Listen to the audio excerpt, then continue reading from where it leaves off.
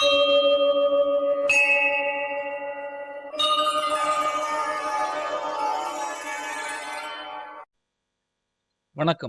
நீர் உடம்பை எளிதில் குறைக்க இதை சாப்பிட வேண்டும். உடம்பில் அதிகம் நீர் சேர்வதால் உடம்பு பெருத்து பருமனுடன் காணப்படும். இவர்களுக்கு எந்த வகையான மருந்து கொடுத்தாலும் உடல் பருமன் குறையாது.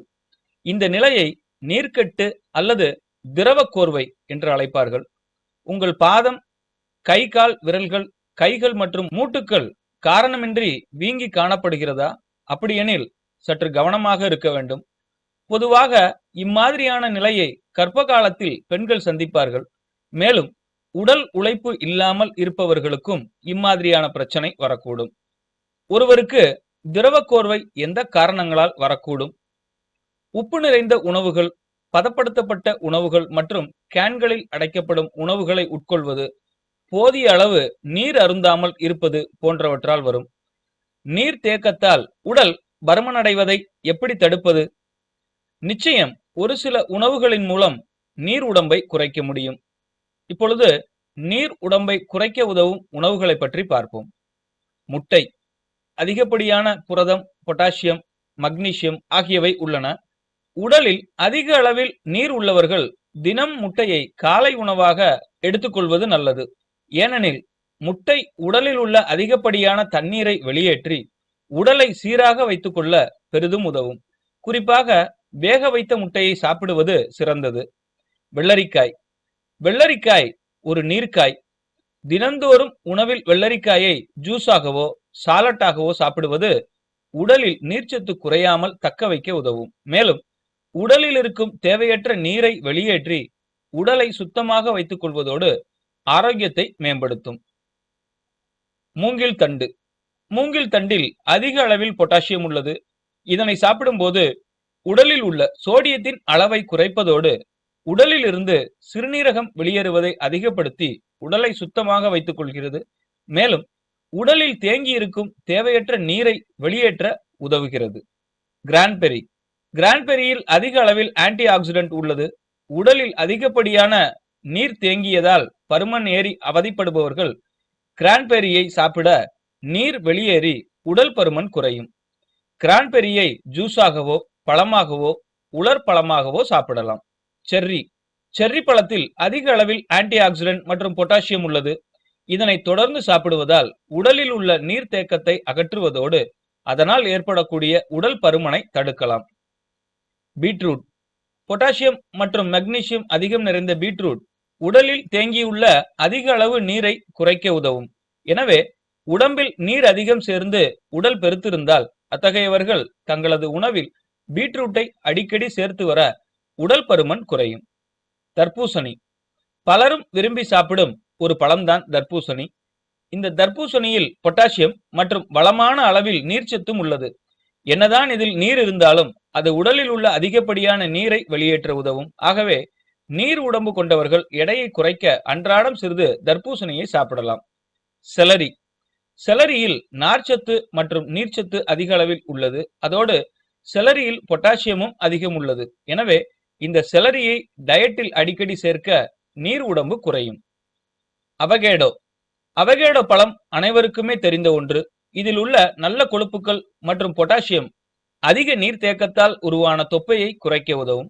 அதற்கு அவகேடோ பழத்தை அப்படியே அல்லது ஜூஸ் வடிவில் உட்கொள்ளலாம். இஞ்சி இஞ்சி நீர் உடம்பு கொண்டவர்களுக்கு மிகவும் சிறப்பான ஒரு உணவுப் பொருள். இஞ்சியில் உள்ள நீர்பெருக்கி பண்புகள் உடலில் உள்ள டாக்சின்கள் மற்றும் அதிகப்படியான நீரை சிறுநீர் வழியே வெளியேற்றும். கிட்னி பீன்ஸ் கிட்னி பீன்ஸை ஒருவர் தங்களது டயட்டில் அடிக்கடி சேர்த்து வருவதன் மூலம் நீர்த்தேக்கத்தால் உடல் பருமன் அடைவதை தடுக்கலாம். இதற்கு கிட்னி பீன்ஸில் உள்ள பொட்டாசியம் மற்றும் மக்னீசிய சத்துக்கள் தான் முக்கிய காரணம். கருப்பு பீன்ஸ் கருப்பு பீன்ஸில் நார்ச்சத்து ஏராளமான அளவில் உள்ளது. அதோடு இதில் பொட்டாசியம் அதிகம் உள்ளது. எனவே இந்த கருப்பு பீன்ஸை அன்றாட உணவில் சிறிது சேர்க்க நீர் உடம்பை குறைக்கலாம். அன்னாசி அன்னாசியில் உள்ள முக்கிய உட்பொருளான அலர்ஜி எதிர்ப்பு பண்புகள் மற்றும் பொட்டாசியம் அதிக நீர்த்தேக்கத்தால் உடல் குண்டாவதை தடுக்க உதவும். எனவே அன்னாசி பழம் கிடைக்கும் போது தவறாமல் வாங்கி சாப்பிட வேண்டும். வாத்துக்கறி நீர்த்தேக்கத்தால் உடல் பருமனடைவதை தடுக்க வாத்துக்கறி உதவும். இதற்கு அதில் உள்ள பொட்டாசியம் மற்றும் மெக்னீசியம் தான் காரணம். ஆகவே நீர் உடம்பை குறைக்க வாத்துக்கறியை சாப்பிடலாம். கேரட்டில் பொட்டாசியம் மற்றும் மெக்னீசியத்தை தவிர ஏராளமான அளவில் பீட்டா கரோட்டின் சத்துக்களும் உள்ளது. எனவே நீர் உடம்பு கொண்டவர்கள் கேரட்டை ஜூஸ் வடிவிலோ அல்லது சாலட் வடிவிலோ சாப்பிடுவது மிகவும் நல்லது. ஆப்ரிகாட்டில் உள்ள பொட்டாசியம் மற்றும் மக்னீசியம் ஒரு நல்ல சிறுநீர் பெருக்கியாக செயல்பட்டு சிறுநீரின் வழியே அதிக அளவு நீரை வெளியேற்றும். அதோடு இதில் பீட்டா கரோட்டின் சத்துக்களும் நிறைந்துள்ளன. பீன்ஸ் உடலில் உள்ள அதிக அளவு நீர்த்தேக்கத்தை பீன்ஸ் மூலம் தடுக்கலாம். பீன்ஸில் உள்ள விட்டமின் B6, பொட்டாசியம் மற்றும் மக்னீசியம் உடலில் நீர்த்தேக்க பிரச்சனையை போக்கும்.